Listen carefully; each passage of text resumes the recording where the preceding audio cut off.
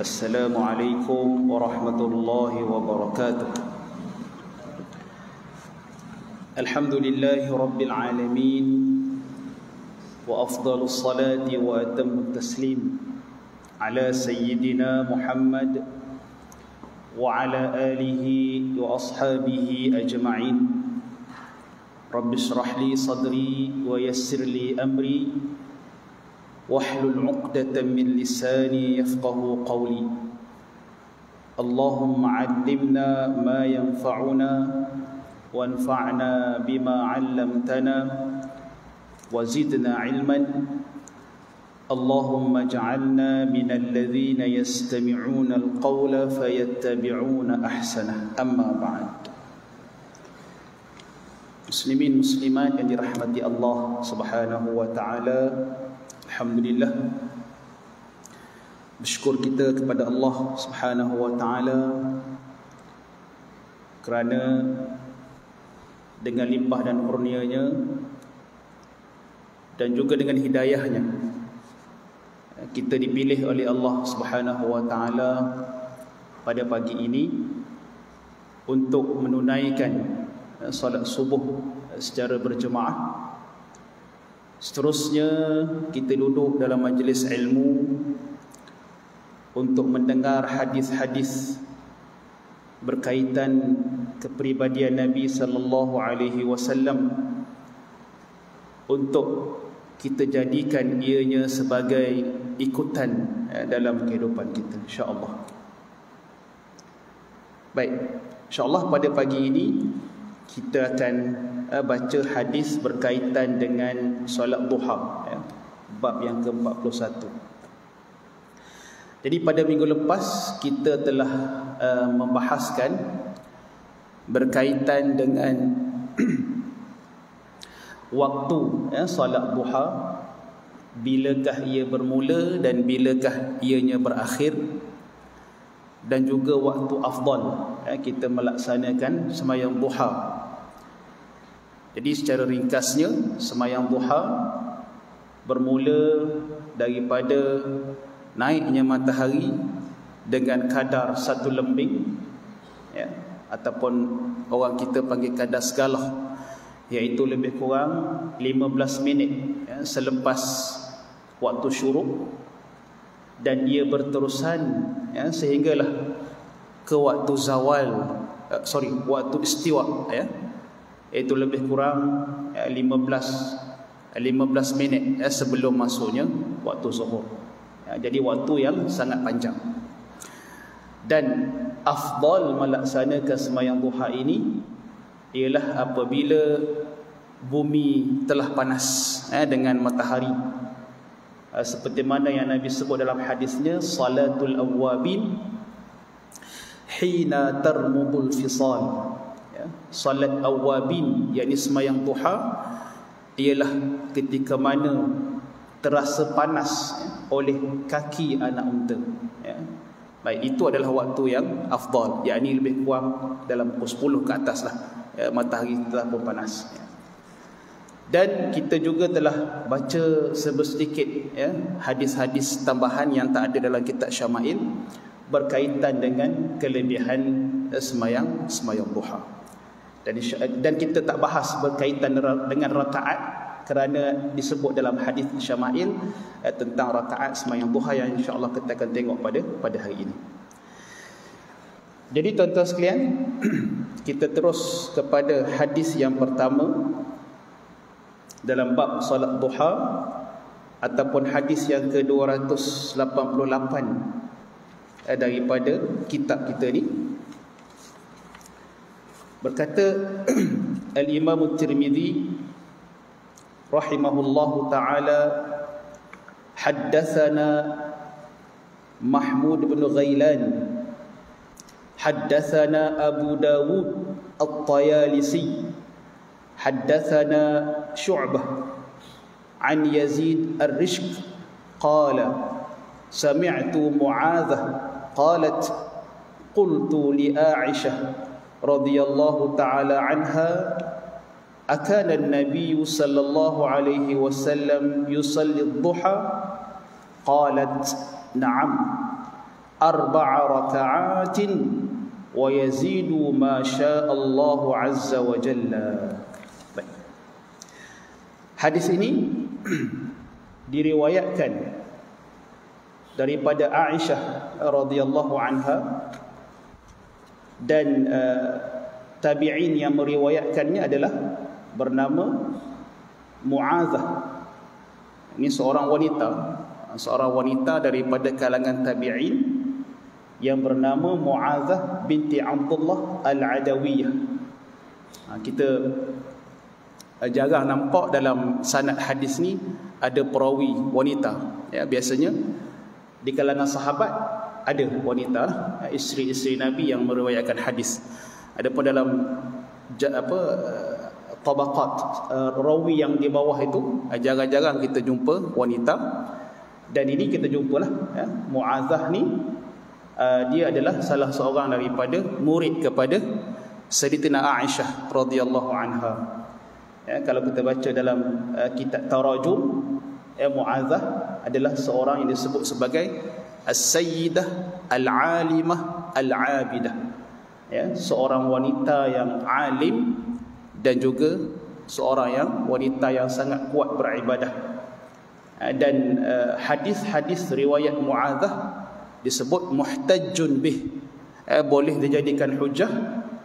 Dan dari sudut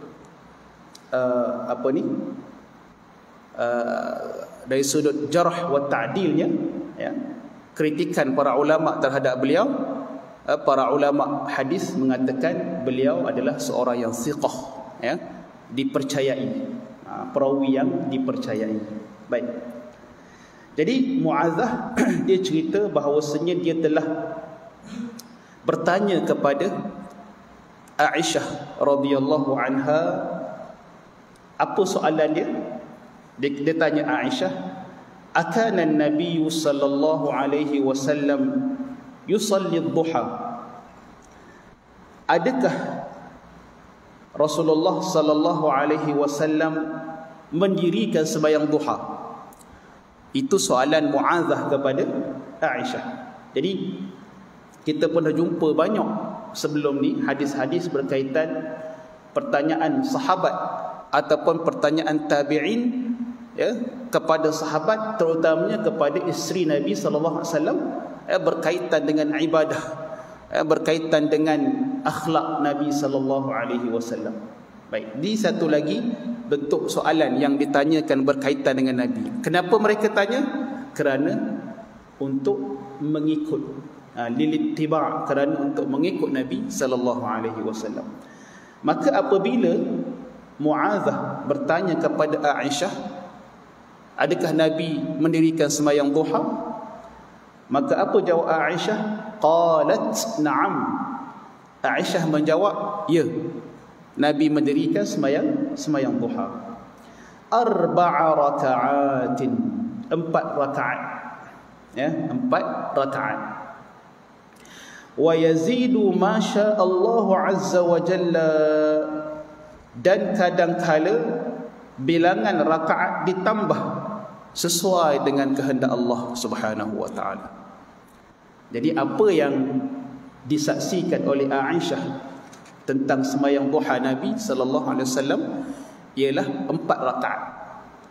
Maka apabila Aisyah menyebut 4 rakaat, maka kita tahu itu adalah alal aghlab, ala aghlabi ahwal, dengan maksud dalam banyak keadaan Nabi sembahyang sunat duha 4 rakaat, ya, 4 rakaat. Dan Aisyah menyebut ada kalanya Nabi menambah lebih daripada 4 rakaat. Baik. Itu hadis yang pertama. Jadi daripada hadis yang pertama ni kita tahulah bahawasanya Nabi sallallahu alaihi wasallam seperti mana yang diriwayatkan oleh Aisyah, baginda sembahyang duha 4 rakaat dalam banyak keadaan, dan ada kalanya Nabi SAW menambah lebih daripada 4 rakaat. Baik. Hadis yang kedua ataupun hadis yang ke-289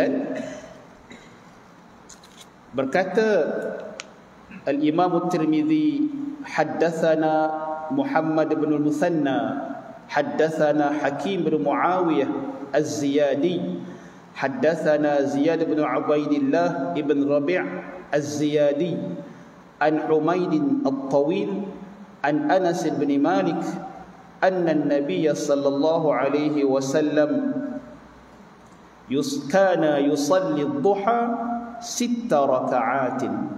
Baik. Hadis yang kedua ini adalah diriwayatkan daripada Anas bin Malik radhiyallahu taala anhu. Beliau berkata bahawasanya Nabi sallallahu alaihi wasallam bersolat duha sebanyak 6 rakaat. Ini riwayat yang kedua yang disaksikan oleh Anas bin Malik radhiyallahu anhu. Beliau menyaksikan bahawasanya Nabi sallallahu alaihi wasallam sembahyang duha sebanyak 6 rakaat. 6 rakaat. Baik, jadi kita dah jumpa dua riwayat, satu 4 dan satu lagi 6. Baik. Hadis yang seterusnya. Hadis yang ke-290. Haddatsana Muhammad bin al-Muthanna. Berkata Imam Tirmizi, haddatsana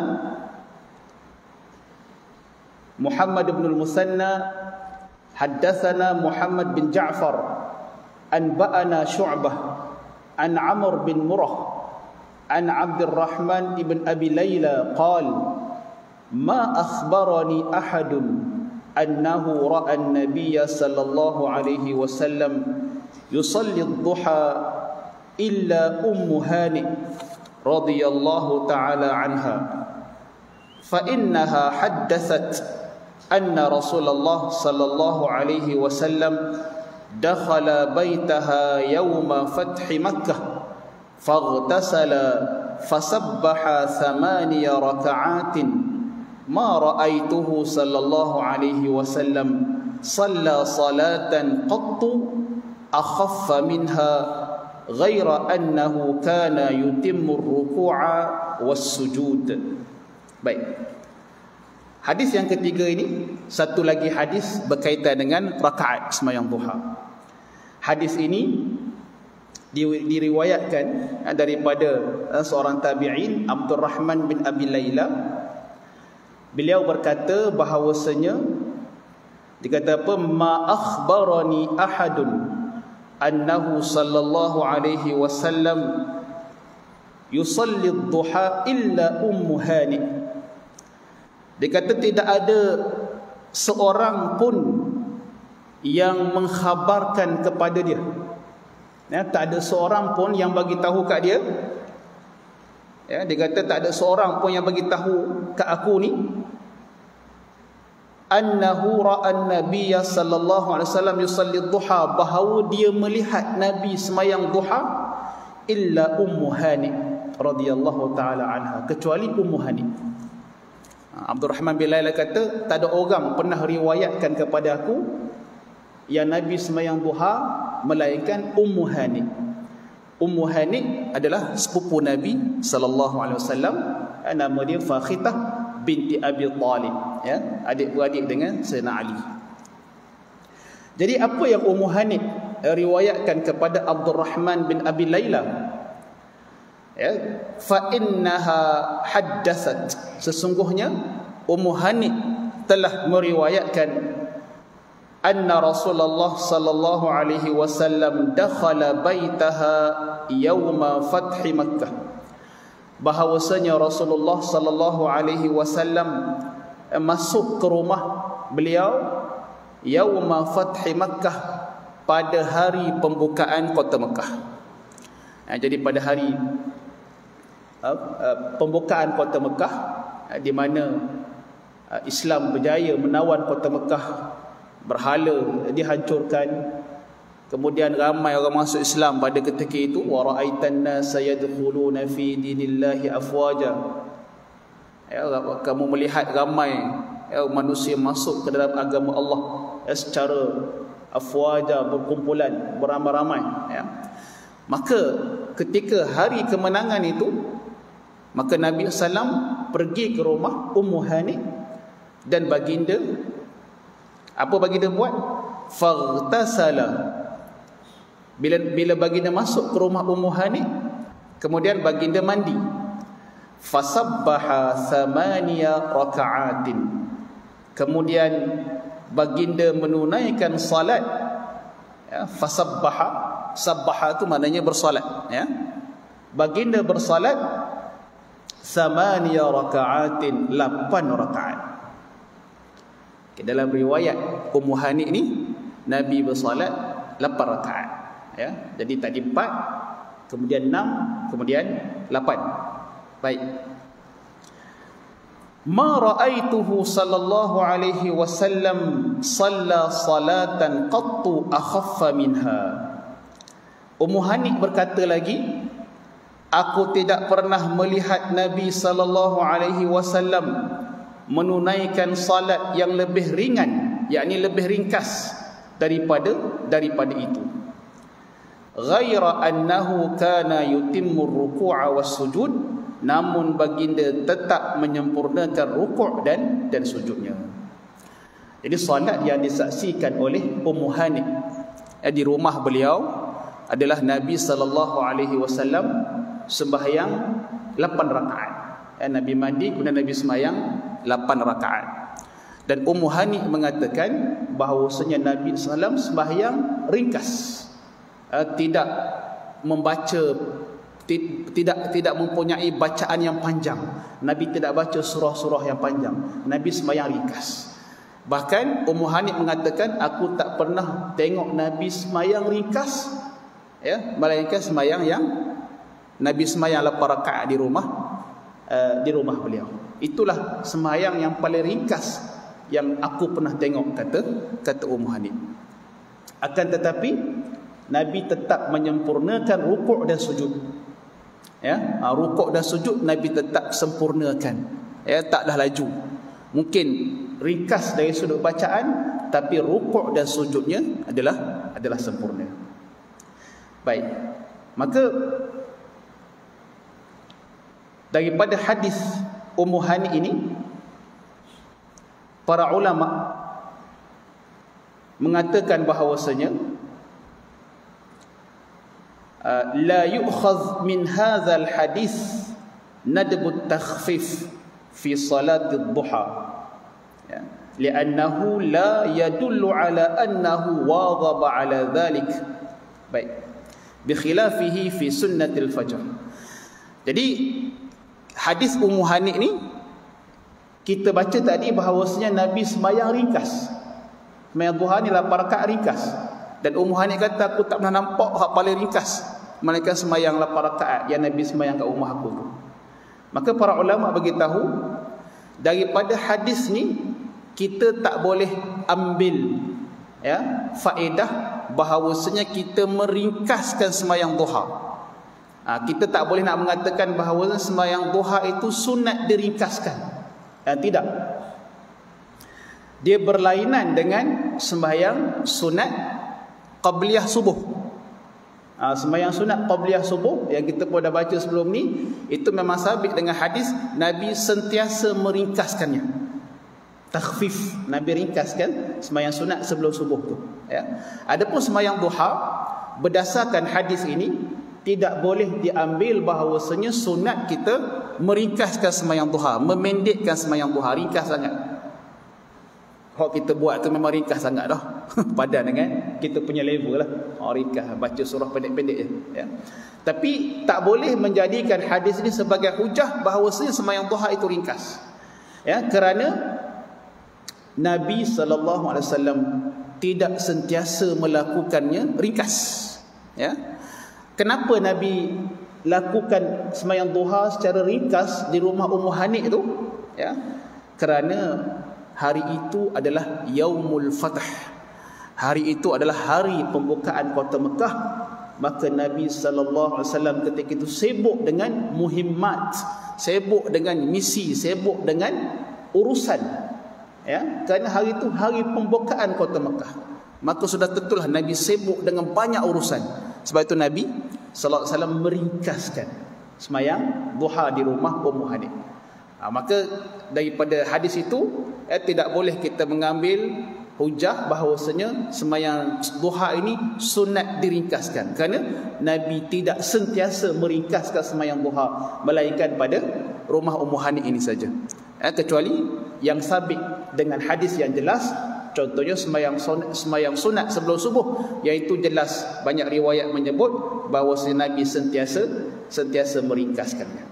Baik, tuan-tuan yang dirahmati Allah Subhanahu wa taala, itu adalah 3 hadis berkaitan dengan rakaat sembahyang duha. Maka hadis pertama menyebut sembahyang duha yang Nabi lakukan 4 rakaat, seperti mana kata Aisyah, dan ada kalanya Nabi menambah lebih daripada 4 rakaat. Hadis yang kedua, riwayat Anas bin Malik menyebut bahawasanya Nabi sallallahu alaihi wasallam sembahyang duha 6 rakaat. Dan riwayat yang ketiga, hadis Ummu Hani radhiyallahu anha, bahawasanya Nabi sallallahu alaihi wasallam sembahyang sunat duha sebanyak 8 rakaat. Maka kesimpulan daripada hadis-hadis tersebut, bahawasanya Nabi sallallahu alaihi wasallam melakukan semua rakaat itu. Maka kita tak boleh nak kata itu adalah percanggahan riwayat. Macam mana ni, seorang kata 4, seorang kata 8, seorang kata 6. Tak boleh kata macam tu, kerana Nabi sallallahu alaihi wasallam melakukan sembahyang duha ni rakaatnya mengikut keadaan. Mengikut keadaan. Maka 4 Nabi buat, 6 pun Nabi buat, dan 8 pun Nabi buat. Baik. Maka kesimpulan dia, ada kalanya Nabi sallallahu alaihi wasallam sembahyang duha 2 rakaat.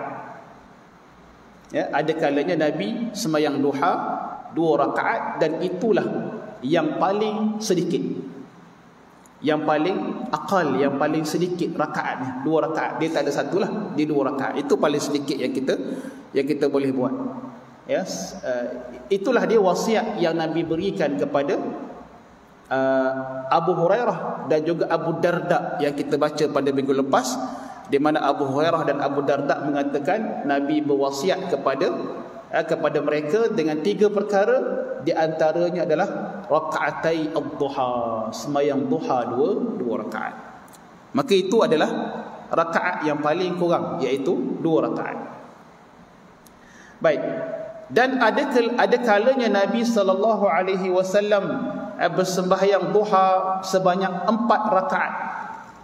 Dan 4 rakaat ini adalah aghlabil ahwali, adalah kebanyakan keadaan Nabi, kebanyakan waktu Nabi sembahyang duha 4 rakaat. Sembahyang duha 4 rakaat. Baik. Dan ada kalanya Nabi sembahyang 6 rakaat, dan ada kalanya Nabi sembahyang 8 rakaat. Dan itulah rakaat yang paling banyak. 8 rakaat itu adalah yang paling banyak pada pandangan yang rajih, pada pandangan yang kuat.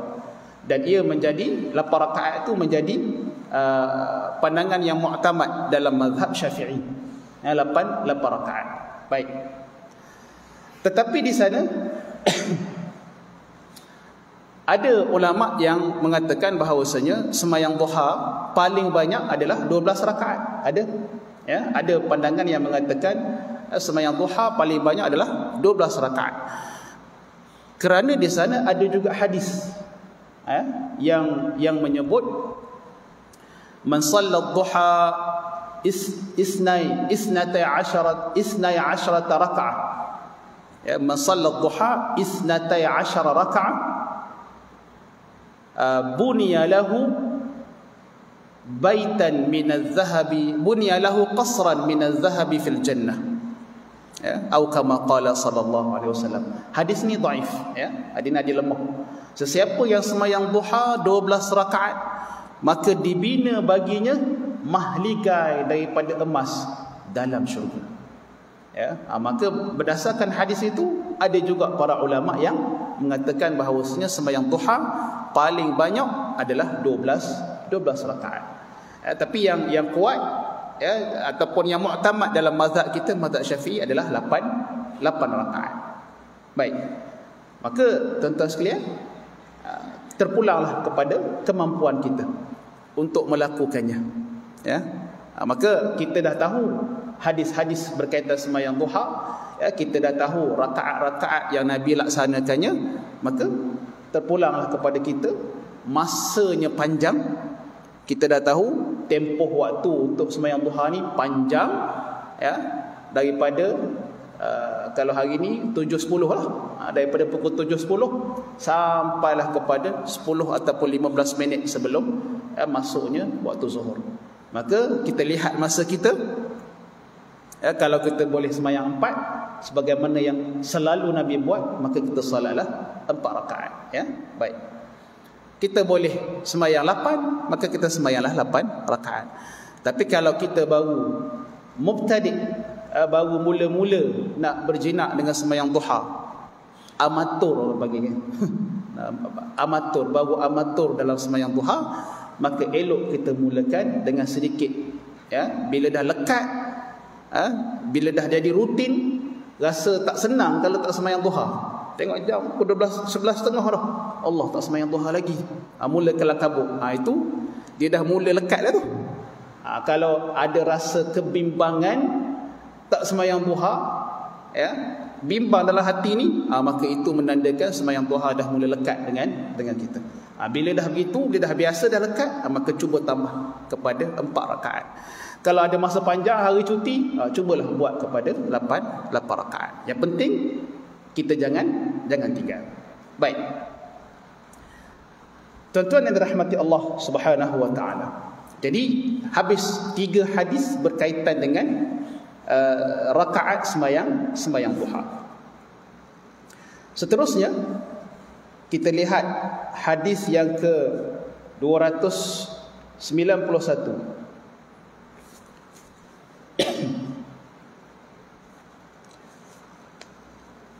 Berkata Al-Imam At-Tirmidzi, haddatsana Ibnu Abi Umar, haddatsana Waqi', haddatsana Kahmas bin Hasan an Abdullah ibn Shaqiq qala qultu li Aisyah radhiyallahu ta'ala anha akana an-nabiy sallallahu alaihi wasallam yusalli ad-duha qalat la illa an yaji'a min maghibihi. Baik. Hadis ini diriwayatkan daripada seorang tabi'in, Abdullah bin Shaqiq. Dia telah bertanya kepada Aisyah radhiyallahu taala anha. Apa pertanyaan Abdullah bin Shaqiq kepada Aisyah? Akana an-nabiy sallallahu alaihi wasallam yusalli ad-duha. Adakah Nabi sallallahu alaihi wasallam bersembahyang duha? Ini soalan yang sama dengan Mu'adzah tadi. Mu'adzah yang tanya hadis yang pertama tadi, dia tanya Aisyah, adakah hadis soalan yang sama? Akana an-nabiy sallallahu alaihi wasallam yusalli ad-duha? Abdullah bin Shaqiq pun tanya yang sama. Akana an-nabiy sallallahu alaihi wasallam yusalli ad-duha? Tapi jawapan dia berbeza. Jawapan berbeza. Qalat, maka jawab Aisyah radhiyallahu anha, la, tidak. Dengan Mu'adzah, hadis yang pertama tadi Nabi jawab apa? Naam. Ya, Aisyah jawab apa? Naam. Ya. Dengan Abdullah bin Shaqiq ni, Aisyah jawab la, tidak. Adakah Nabi sallallahu alaihi wasallam pernah sembahyang duha? Aisyah kata la, tidak. Tak pernah. Baik. Maka para ulama memberitahu ataupun mensyarahkan la ni, la ini adalah nafyun lil mudawamah. Nafyun lil mudawamah, penafian yang Nabi melakukannya secara berterusan, bukan penafian Nabi tak pernah sembahyang. Ada. Kalau itu penafian Nabi tak pernah buat, maka dia bercanggah dengan hadis yang pertama. Tapi di sini la ini nafyun lil mudawamah, penafian bahawasanya Nabi melakukannya secara berterusan. Nabi tidak melakukannya secara berterusan. Ini perbahasan baru pula. Ya, ada kala Nabi buat dan ada kalanya Nabi tinggalkan. Sebab apa? Nanti kita bincang. Baik. Illa an yaji'a min maghibih, kecuali ketika baginda kembali dari permusafiran. Kecuali Aisyah kata Nabi tak buat sembahyang duha ni kecuali ketika Nabi kembali daripada permusafiran. Bila Nabi balik daripada permusafiran, barulah Nabi sembahyang duha. Ya, kalau dalam permusafiran Nabi tak sembahyang duha. Di sana ada satu hadis, ya, daripada Ka'ab bin Malik radhiyallahu anhu, ya, hadis itu berbunyi annahu sallallahu alaihi wasallam kana la yaqdumu min safarihi illa naharan min ad-duha fa idza qadima bada'a bil masjidi awwala qudumihi fa shalla fihi rak'atayn thumma jalasa fihi. Hadis riwayat Ka'ab bin Malik mengatakan bahawasanya Nabi sallallahu alaihi wasallam tidak kembali daripada permusafiran melainkan pada waktu siang, waktu duha. Nabi bila musafir, Nabi balik semula ke Madinah, sampai ke Madinah kebiasaannya adalah pada waktu duha, waktu siang, dan pada waktu itu adalah waktu duha. Apabila Nabi sampai, maka tempat tujuan pertama adalah masjid. Nabi sampai ke Madinah daripada pemusafiran, tempat pertama yang Nabi tuju adalah masjid, dan Nabi bersembahyang 2 rakaat padanya. Kemudian Nabi duduk.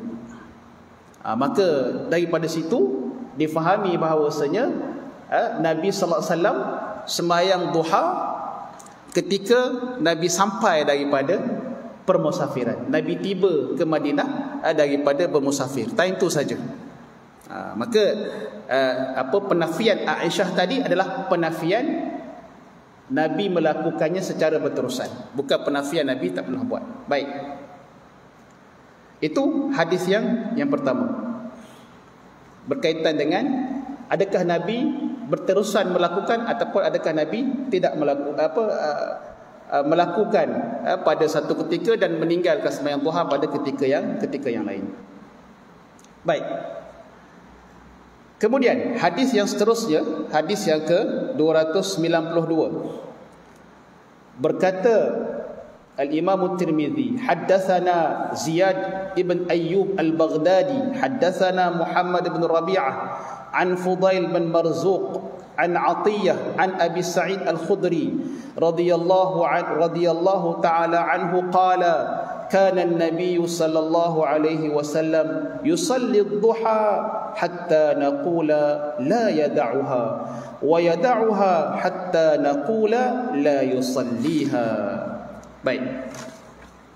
Hadis ini diriwayatkan daripada Abu Sa'id Al-Khudri radhiyallahu taala anhu.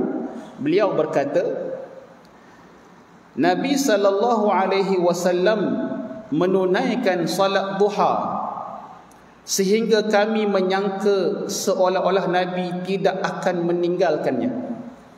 Abu Sa'id Al-Khudri dia kata, kami menyaksikan bahawasanya Nabi sembahyang duha dan kami beranggapan Nabi memang tak pernah tinggal sembahyang duha. Maknanya dalam banyak keadaan Nabi adalah Nabi sembahyang duha. Wa yada'uha, dan baginda meninggalkannya, yakni tidak bersalat duha, hatta naqula la yusalliha, sehingga kami menyangka seolah-olah Nabi tidak pernah melakukannya. Ya. Ini maknanya Abu Sa'id Al-Khudri hadis Abu Sa'id Al-Khudri ini menyokong hadis Aisyah tadi, di mana Aisyah menafikan Nabi melakukannya secara berterusan, dan Abu Sa'id mengatakan kami tengok Nabi sembahyang duha sehingga kan pada sangkaan kami Nabi memang tak pernah sembahyang duha, dan Nabi tak pernah tinggal sembahyang duha, dan ada kalanya kami melihat Nabi ni tak sembahyang duha sehingga kami menyangkakan Nabi tak pernah sembahyang duha. Itu maknanya bahawasanya ada kala Nabi melakukan sembahyang duha dan ada kala Nabi tidak melakukan sembahyang duha. Baik. Baik, habis berkaitan dengan itu. Tuan-tuan sekalian, jadi apa yang kita nak buat? Adakah kita nak sembahyang seminggu sekali? Kan? Seminggu sekali kita sembahyang duha. Baik. Ni hadis ada sebut. Okey, dia macam ni tuan-tuan. Kenapa Nabi tidak berterusan melakukan sembahyang duha? Jadi hadis ni sabitlah bahawa Nabi tidak berterusan. Ada kali Nabi melakukannya dan ada kali Nabi meninggalkannya. Maka tuan-tuan sekalian, para ulama bagi tahu Nabi SAW tidak melakukannya secara berterusan. Kerana apa? Kerana Nabi bimbang apabila Nabi melakukan secara berterusan dan orang ramai melaksanakannya, maka akhirnya ia difardukan. Ia difardukan, tuan. Kalau ia difardukan, teruk kita. Berapa ramai yang berdosa. Ya? Maka Nabi SAW sifat baginda sebagaimana yang kita baca dalam akhir surah Taubah. Laqad ja'akum rasulun min anfusikum azizun alaihi ma anittum harisun alaikum bil mu'minina raufur rahim. Ya, sesungguhnya telah datang rasul daripada kalangan kamu, azizun alaihi ma anittum, menjadi perkara yang besar bagi baginda apa-apa yang menyusahkan kamu. Apa-apa yang menyusahkan umat Nabi jadi perkara besar bagi Nabi. Sebab tu kita baca banyak dalam riwayat-riwayat. Contohnya sembahyang tarawih. Sembahyang tarawih secara berjemaah. 3 malam yang pertama Nabi sembahyang di masjid dan diikut oleh para sahabat secara berjemaah. Malam keempat dan seterusnya Nabi tak keluar dah. Sahabat duduk menunggu, tunggu Nabi tak keluar dah sembahyang kat masjid. Nabi sembahyang dekat rumah saja. Maka apabila di waktu pagi sahabat bertanya, maka Nabi kata apa? Khasyitu an tufrada alaikum. Aku takut nanti difardukan ke atas kamu. Jadi kalau difardukan sembahyang tarawih, tuan-tuan, apa ramai yang berdosa, terutamanya dekat-dekat raya.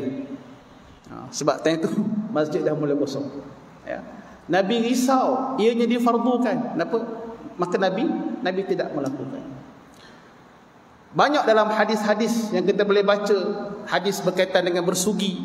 Nabi sebut laula an asyqa ala ummati la amartuhum bis-siwaki 'inda kulli salatin. Dalam riwayat lain inda kulli wudu'in.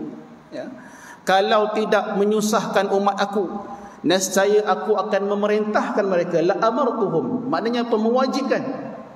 Kalau tidak menyusahkan umat aku, maka aku akan memerintahkan mereka supaya bersugi pada setiap kali salat.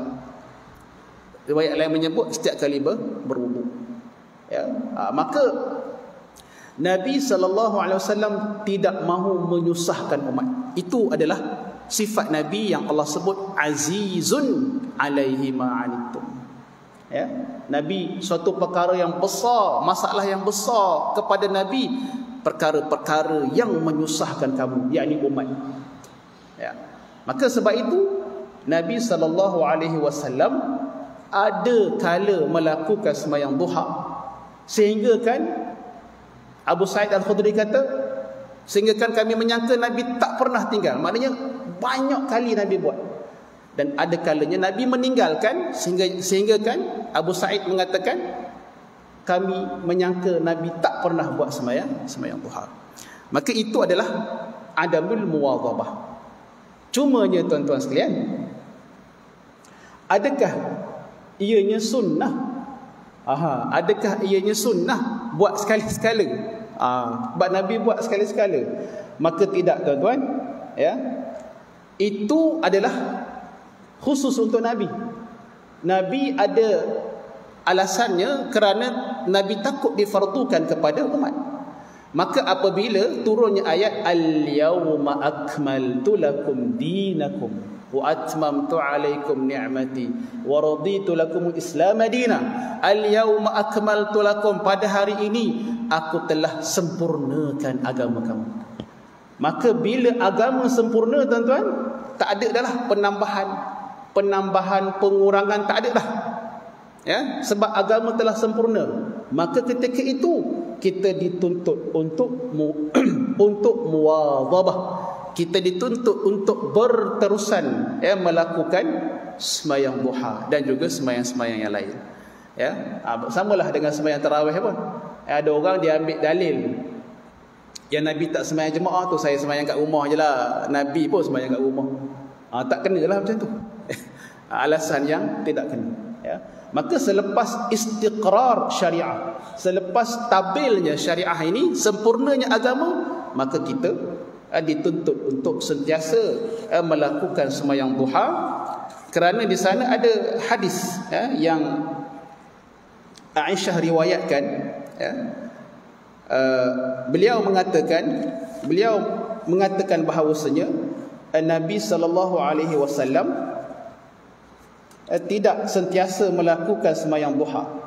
Sebagaimana yang kita tahu, ada kalanya baginda lakukan dan ada kalanya baginda tinggalkan. Tetapi Aisyah kata, wa inni la usabbihuha, akan tetapi aku sentiasa melaksanakannya. Ya, sentiasa melaksanakannya. Aisyah kata, aku sentiasa melaksanakan sembahyang duha, tidak tinggal. Ya, maka daripada situ kita tak boleh jadikan hujah Nabi SAW ada kalanya buat, ada kalanya tak buat, untuk kita culas tinggal apa semualah. Maka kita teruskan mudawamah, kita muwadhabah, sentiasa melakukannya walaupun sekadar dua rakaat. Baik, habis tuan-tuan berkaitan dengan sembahyang duha. Habis adalah riwayat hadis berkaitan dengan sembahyang duha. Baik, kita ada 3 lagi hadis. Tiga hadis ni dia sebenarnya kata Al-Allamah Al-Imam Ibrahim bin Ahmad Al-Bajuri, pengarang kitab Al-Mawahid Al-Laduniyah, syarah kitab Syama'il Muhammadiyah. Dia kata hadis ni sepatutnya tidak berada dalam bab sembahyang duha ni, sebab hadis ni dia lebih kepada sembahyang sunat qabliyah zuhur. Okey, dia lebih kepada sembahyang sunat qabliyah zuhur. Jadi sepatutnya dia tidak berada dalam bab ni. Dia kata hadis ni duduk dalam bab ni kemungkinan adalah daripada daripada nusakh, daripada penyalin kitab Syama'il ni. Jadi zaman dulu tak ada cetakan, tak ada alat cetakan. Maka cara nak sebarkan kitab ni, dia salin balik apa yang Imam Tirmizi karang, salin buat beberapa naskah, kemudian disebarkan sampailah kepada kita sekarang. Maka kewujudan hadis sembahyang qabliyah zuhur ni dalam bab sembahyang duha ni adalah kemungkinan daripada mungkin kesilapan penyalin kitab Syama'il ni, orang yang menyalin kitab Syama'il ni. Okey, tak apa tuan-tuan, insya-Allah 3 hadis ni kita akan bincang insya-Allah pada minggu depan, dan selepas itu kita akan terus kepada bab sembahyang sunat di dalam rumah, sembahyang sunat dekat rumah, insya-Allah. Baik, jadi cukup sekadar itu untuk pagi ni. Mudah-mudahan kita dirahmati Allah Subhanahu wa taala, dan mudah-mudahan Allah Subhanahu wa taala memberikan kita taufik dan hidayah, memberikan kita kekuatan, memberikan kepada kita, mengurniakan kepada kita keberkatan masa untuk kita isikannya dengan ibadah kepada Allah Subhanahu wa taala. Dan juga apa yang kita tahu dah sembahyang duha, maka insya-Allah kita jadikanlah ianya sebagai rutin amalan kita, dan janganlah kita tinggal dalam apa jua keadaan, sentiasalah melakukannya walaupun sekadar 2 rakaat. Baik, insya-Allah mudah-mudahan kita dapat manfaat pada pagi ini. Sekian, wabillahi taufiq wal hidayah. Wassalamualaikum warahmatullahi wabarakatuh. Subhanakallahumma wa bihamdika